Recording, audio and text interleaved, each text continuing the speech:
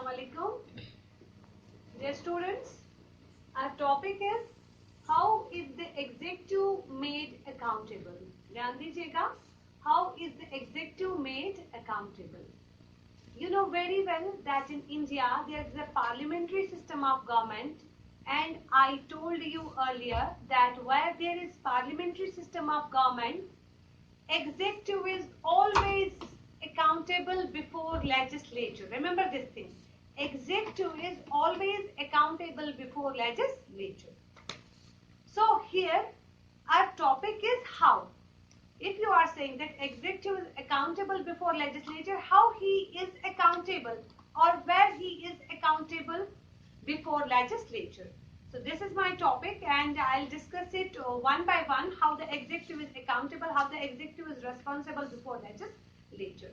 As ours is parliamentary system of government, so our executive, our ministers, they are always accountable before parliament, before legislature. You know, legislature exercises control over the executive through a variety of instruments. अभी मैंने आपसे कहा है कि legislature जो है, जिसको law making body कहते हैं, हिंदुस्तान में पार्लियामेंट है, लोकसभा, राज्यसभा, वो पूरी तरह से एक्सरसाइज करती है, कंट्रोल करती है एग्जीक्यूटिव पे बहुत सारे तरीकों से. अब वो कौन कौन से तरीके हैं, कौन कौन से इंस्ट्रूमेंट्स हैं जहां पे हमें लग रहा है कि हमारी पार्लियामेंट जो है उसकी गिरफ्त मजबूत रहती है एग्जीक्यूटिव पे, वो कंट्रोल करती है एग्जीक्यूटिव पे. कहां कहां पे? Number 1 is deliberation and discussion. Very important point. Deliberation and discussion. Dear students, the members of legislature get an opportunity to deliberate during policy resolutions and bills. जब भी पार्लियामेंट में कोई भी पॉलिसी बनानी होती है, कोई भी लॉ बनाना होता है, जब बिल्स डिस्कस होती है, पॉलिसीज डिस्कस होती है, तब हमारे जो वहां पे मेंबर्स होते हैं लेजिस्लेचर के, जो कि पूरे वहां पे होते हैं और हर किसी को मौका मिलता है कि वो पॉलिसीज पे, बिल्स पे डिस्कस कर ले. जनरल डिस्कशंस होते हैं, क्वेश्चन आवर लगता है, जीरो आवर लगता है. You know, these are the instruments of control. चाहे हमारे यहाँ क्या होता है कि हमारे मिनिस्टर्स जो है उनके लिए हर 1 घंटा होता है पार्लियामेंट में, सवेरे शुरुआत होती है कि क्वेश्चन आवर लगता है और हर मिनिस्टर जो है उसको जवाब देना पड़ता है रिलेटेड टू डिपार्टमेंट. उसने क्या किया, क्या नहीं किया, अपने काम से रिलेटेड उसको जवाब देना पड़ता है और उस घंटे को क्वेश्चन आवर कहा जाता है. और यहाँ पे क्वेश्चन आवर में हमारी जो लेजिस्लेचर है, हमारे जो मेंबर्स है पार्लियामेंट के, वो हमारे एग्जीक्यूटिव से, हमारे मिनिस्टर्स से सवालात पूछ सकते हैं और पूछते हैं और उनकी पॉलिसीज को डिस्कस करते हैं और उन्हें जवाब देना पड़ता है. जब भी कोई सवाल उनसे पूछा जाएगा, दे आर अकाउंटेबल, उनको जवाब देना ही देना पड़ता है. इनफैक्ट जो क्वेश्चन आ रहा है, it's perhaps the most effective instrument of parliamentary control over the executive. ये एक ऐसा वेपन है हमारी पार्लियामेंट के हाथ में, लेजिस्लेचर के हाथ में, जो बहुत ही इफेक्टिव है, बहुत ही इंपॉर्टेंट है. और क्वेश्चन आवर के थ्रू ही हमारे एग्जीक्यूटिव जो है उनको जवाब देना पड़ता है और हमारी लेजिस्लेचर जो है वो स्ट्रॉन्ग है, वो सवालात पूछ सकती है और पूरी तरह से कंट्रोल करती है. It gives an opportunity to members to criticize the government. और यहाँ पे गवर्नमेंट जो है, हमारी जो गवर्नमेंट है, हमारे जो मिनिस्टर्स होते हैं, उनको क्रिटिसाइज भी किया जाता है. पार्लियामेंट उनको क्रिटिसाइज करती है कि आपने क्या किया, आपने जो 5 साल का वादा किया था, हम वो करेंगे, हम ये करेंगे, आपके काम में यहाँ यहाँ प्रॉब्लम्स है, आपने कुछ किया ही नहीं. तो they have a right to criticise them, criticise the government. और जब वो डिस्कशंस होते हैं, जब वो क्रिटिसाइज करते हैं, उस दौरान क्या होता है, heated debates, walkouts are common, you know, practices there. Heated debates, जबरदस्त वहाँ शोर शराबा होता है, अपोजिशन के बीच में, यहाँ पे कैबिनेट के बीच में या काउंसिल ऑफ मिनिस्टर्स के बीच में, एग्जीक्यूटिव्स के बीच में डिस्कशंस चलते रहते हैं. हीटेड डिबेट्स, जबरदस्त गर्मजोशी के वो वहाँ पे तकरीरें झाड़ते रहते हैं, एक दूसरे को डांट डपट करते रहते हैं, एक दूसरे पे इल्जामात लगाते हैं और कुछ कुछ तो वॉकआउट्स भी करते हैं, फिर वो हाउस को छोड़ के ही चले जाते हैं.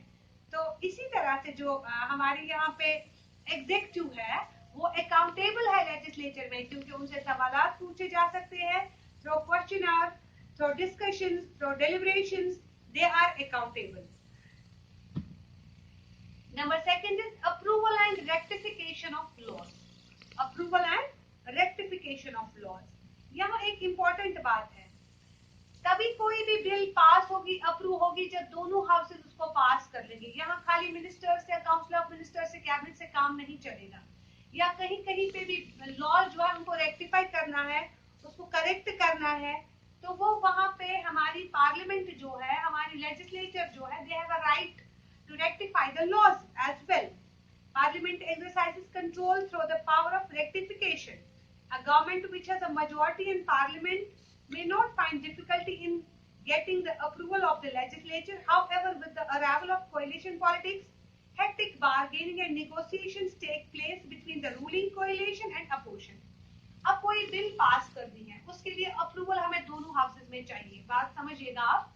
या कोई लॉ जो है उसको चेंज करना है, रेक्टिफाई करना है। अब अगर मेजॉरिटी है, एक पार्टी जो है, पॉलिटिकल पार्टी जो है, उसने उसका वहां पे हाउस में जो है उसकी गिरफ्त मजबूत है and they have got absolute majority, तो उनको कोई फर्क पड़ेगा नहीं, क्योंकि उनकी एब्सोल्यूट मेजॉरिटी, वो कोई भी लॉ रेक्टिफाई भी कर सकते हैं, अप्रूव भी कर सकते हैं। लेकिन जहां जहां कोएलिशन सरकारें बनती है, गठजोड़ करके सरकार बनती है, वहां इनको हर किसी पार्टी के इंटरेस्ट का ख्याल रखना पड़ता है, और उसके अलावा वहां हर किसी का ख्याल रखना पड़ता है, और इस चीज को लेके बहुत सारी बार्गेनिंग भी होती है, हेक्टिक बार्गेनिंग होती है। अब मेजॉरिटी जिसकी है वो दूसरे लोगों का सपोर्ट हासिल करके फिर पार्टी बनाते हैं, सरकार बनाते हैं। अब उसको उन लोगों से जिन्होंने इसको सपोर्ट दिया है, उनका भी ख्याल रखना है। अगर थोड़ा बहुत इधर उधर हो जाता है, वो डराते हैं, धमकाते हैं कि हम सपोर्ट वापस ले लेंगे। तो ये जो बार्गेनिंग की कोएलिशन में ये बड़ी हेक्टिक रहती है, सौदाबाजी के, हाँ आप मुझे ये दे दो, मैं आपको वो कर लूंगा। ये जो बार्गेनिंग है, इसकी वजह से कोएलिशन गवर्नमेंट जो है उसको मुश्किल ही हो जाता है कोई भी लॉ अप्रूव करने में या लॉज को रेक्टिफाई करने में। लेकिन जहां मेजॉरिटी है, जहां एब्सोल्यूट मेजॉरिटी है, वहां वो इजीली अप्रूव भी कर सकते हैं, रेक्टिफाई भी कर सकते हैं। तो इस तरह से फिर से जो पार्लियामेंट है, पार्लियामेंट को जब भी कोई लॉ पास करना होता है, उस वक्त दोनों हाउसेस का अप्रूवल भी चाहिए, और पार्लियामेंट को इख्तियारात है कि वो किसी भी लॉ को चेंज कर सकते हैं, रेक्टिफाई कर सकते हैं। The third one is financial control. Financial control, अब फाइनेंस के मामले में हमारी लेजिस्लेचर जो है वो किस तरह से हमारे एग्जीक्यूटिव को कंट्रोल करती है। In fact preparation and presentation of budget is a constitutional duty of the executive.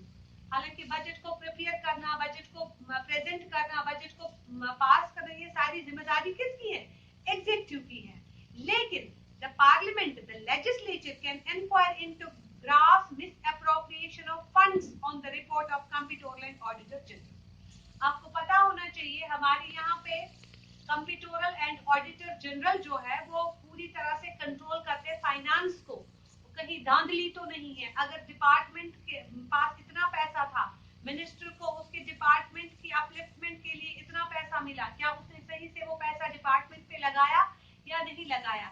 हर किसी को वहां पे क्या किया जाता है, पूछताछ होती है, और वो कोई आम इंसान नहीं करता, बल्कि उसके लिए अलग से ऑडिट होता है। ऑडिटर कंट्रोल, ऑडिटर जनरल जो है वो उसको देख लेता है। उनको पूरी तरह से उनकी रिपोर्ट चाहिए, कहाँ खर्चा हुआ, कहाँ पैसा लगा, ये सारी चीजें, ये सारे दलाइल जो है उनको कंप्ट्रोलर एंड ऑडिटर जनरल के पास होने चाहिए। अब चूंकि किसी ने धांधली की है, वो भी थ्रो इन्हीं के, इसी डिपार्टमेंट के थ्रू सामने आ जाता है। अब किसी ने यहाँ पे चारा घोटाला किया, किसी ने कोयला घोटाला किया, ये सारे घोटाले जो है ये सामने आ जाते हैं कंप्ट्रोलर एंड ऑडिटर जनरल के थ्रू की। अब जब घोटाले सामने आ गए तो लेजिस्लेचर जो है, जो लेजिस्लेचर है, उनके हाथ में एक वेपन मिल गया एग्जीक्यूटिव को कंट्रोल करने को और उनको क्रिटिसाइज करने का, उनको पूछने का कि हाँ जी, अगर आपको इतना पैसा मिला था अपने डिपार्टमेंट की बहबूदी के लिए, आपने तो सारा का सारा पैसा अपने जेब में डाल दिया, आपने तो सारा का सारा पैसा जो है अपने पे खर्च किया है। तो इसी तरह से जो पार्लियामेंट है, जो लेजिस्लेचर है, they can inquire into gross misappropriation of funds। जहां जहां धांधली हुई है वहां वो उनसे सवालात पूछ सकते हैं और उनको जवाब देने पड़ेंगे, क्योंकि उनको जवाब तलब करने हैं उनसे। तो इस तरह से भी पार्लियामेंट जो है एग्जीक्यूटिव पे कंट्रोल करती है। Then there is very important point, no confidence motion। याद रखिएगा बच्चों, no confidence motion. The most powerful and potent weapon through which the parliament exercises control over the executive is no confidence motion.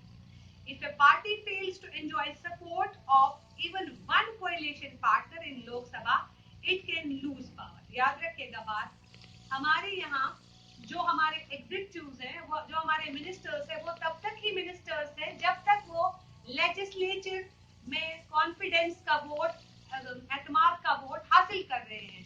At the moment they will lose single vote. अगर हमारे यहाँ हमारी party जो है उसने 275 सीटें ली है, उसमें से 275 सीटें ली के उसने सरकार बनाई है, अगर उसमें से एक बंदा, दो बंदे भी चले जाएंगे तो सारी की सारी सरकार टूट जाएगी. ऑब्वियसली जब सरकार टूट गई तो एग्जीक्यूटिव खुद ब खुद बिखर गए, उनकी मिनिस्ट्री चली गई. तो इस तरह से यहाँ पे लेजिस्लेचर जो है वो पूरी तरह से कंट्रोल करती है एग्जीक्यूटिव को. इनफैक्ट एग्जीक्यूटिव तभी तक एग्जीक्यूटिव है जब तक वो लेजिस्लेचर का सपोर्ट हासिल करता. So the parliament therefore exercises effective control over executive, making it responsible and से हमारी पार्लियामेंट जो है उसका पूरा कंट्रोल है हमारे एग्जीक्यूटिव पे. और इन इंस्ट्रूमेंट्स के थ्रू, चाहे डेलिब्रेशन डिस्कशन हो, approval and rectification of laws हो, फाइनेंशियल कंट्रोल हो, नो कॉन्फिडेंस मोशन हो, ये कुछ ऐसे इंस्ट्रूमेंट्स हैं जिसके थ्रू हमारी लेजिस्लेचर जो है वो पूरी तरह से कंट्रोल करती है हमारे एग्जीक्यूटिव. ओके, अल्लाह.